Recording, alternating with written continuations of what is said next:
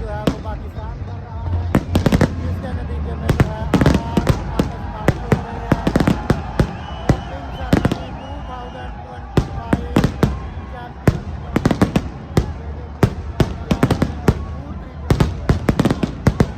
कमाल कमाल कमाल की ओपनिंग सेरेमनी 2025 चैंपियंस लीग।